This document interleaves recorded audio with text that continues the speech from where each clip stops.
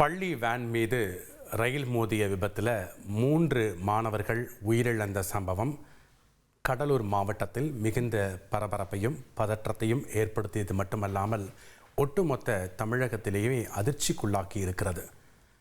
7:45 மணி அளவில் கடலூர் மாவட்டம் செம்மங்குப்பத்தில் ரயில்வே கேட்டை கடக்க முற்பட்ட போது பயணிகள் ரயில் அதிவேகமாக மோதியதில் 2 மாணவர்கள் சம்பவ இடத்திலேயே பலியாகி இருக்கிறார்கள்.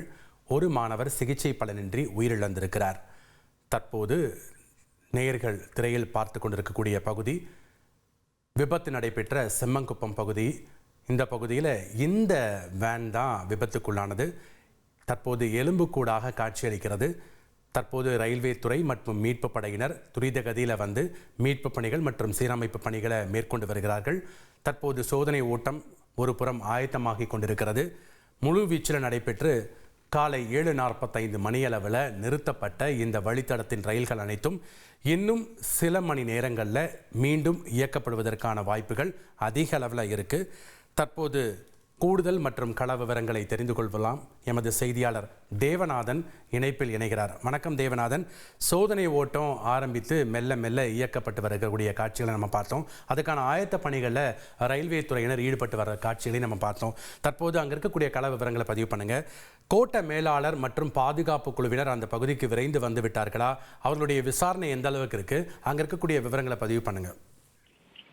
கடலூர் செம்மங்குப்பம் பகுதியில் இன்று காலை பள்ளி பேருந்து மீது ரயில் மோதிய விபத்துல 2 மாணவிகள் உயிரிழந்த நிலையில 3 பேருக்கு சிகிச்சை அளிக்கப்பட்டு வருகிறது.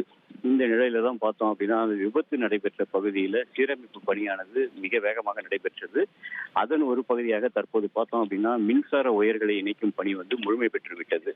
அந்த மின்சார ஒயர்களில் மின்சாரம் கொடுக்காமல் ஒரு சோதனை ஓட்டம் நடத்தப்பட்ட நிலையில இன்னும் சற்று நேரத்தில் மின்சாரம் கொடுத்து அதன் பிறகு ஒரு சோதனை ஓட்டமானது நடைபெற உள்ளது. அதன் பிறகு ரயில் போக்குவரத்து சீரடையும். தற்போது பார்த்தோம் அப்படின்னா பாதுகாப்பு குழுவினுடன் திருச்சியிலிருந்து வந்திருக்கிற கோட்ட மேலாளர் அன்பழகன் ஆய்வு மேற்கொண்டு இருக்காரு. அவர் இந்த ரயில்வே கேட் பகுதி மற்றும் அந்த கேட் கீப்பருடைய அறை, அந்த அறையில அப்போதைய நிலை எப்படி என்ன இருந்தது எப்படி அப்படின்றத போன்ற இதையும் அப்பகுதி மக்களிடமும் என்ன நடந்தது அப்படின்றதையும் கேட்டிருக்காரு. அப்போது மக்களும் அவர்கிட்ட கேட் கீப்பர் கேட்டு போடாததால் தான் இந்த சம்பவம் நடைபெற்றதாக தெரிவிச்சாங்க. அதே போல அந்த பேருந்து நொறுங்கி கிடக்கும் பகுதி மற்றும் ரயில்வே அந்த மின்கம்பம் உடைந்த பகுதி, இந்த பகுதி அனைத்திலுமே அவருடைய ஆய்வானது நடந்துகிட்டு இருக்கு. அந்த ஆய்வுல அவர் அப்பகுதியில் இருக்கிற ஊழியர்கள் மற்றும் இதற்கு முன்பு விசாரணை நடத்திய அதிகாரிகள் இவர்களிடமும் எந்த சம்பவம் என்னென்ன அந்த பகுதியில் நடைபெற்றது என்பது குறித்தெல்லாம் கேட்டறிந்து வருகிறார். மேலும் சம்பவத்திற்கு யார் காரணம், என்ன காரணம், இந்த சம்பவம் மனித தவறு காரணமாக நடைபெற்றதா என்ற கோணத்திலும் அவரது விசாரணையானது நடைபெற்றிருக்கிறது. இது ஒரு புறம் இருக்க, ரயில்வே பாதுகாப்பு குழுவினர் அவர்கள் ஒரு புறம் பாதுகாப்பு குறைபாடு எந்த இடத்தில் ஏற்பட்டதால் இந்த விபத்து ஏற்பட்டது என்ற கோணத்தில் அவர்களது விசாரணை சென்று கொண்டிருக்கிறது. இந்த விபத்திற்கு மனித தவறுதான் காரணம் என பொதுமக்கள் குற்றம் சாட்டி வரும் நிலையில சற்று நேரத்திற்கு முன்பு பார்த்தோம் அப்படின்னா இந்த கேட் கீப்பராக இருந்தவர் கைது செய்யப்பட்டிருக்காரு.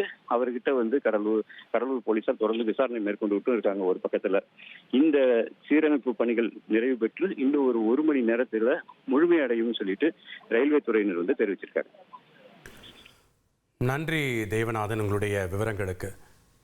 இந்த விபத்தில் 3 மாணவர்கள் உயிரிழந்த நிலையில் தற்போது திருச்சியிலிருந்து வந்திருக்கக்கூடிய ரயில்வே பாதுகாப்பு குழுவினுடைய கோட்ட மேலாளர் அன்பழகன் சம்பவ இடத்துல ஆய்வு மேற்கொண்டு வருகிறார். இதுவரை நடைபெற்று வந்த விசாரணையினுடைய அடிப்படையிலையும் கள இடத்துல ஆய்வு மேற்கொண்டும் அவர் இந்த பணிகளை முடுக்கிவிட்டிருக்கிறார்.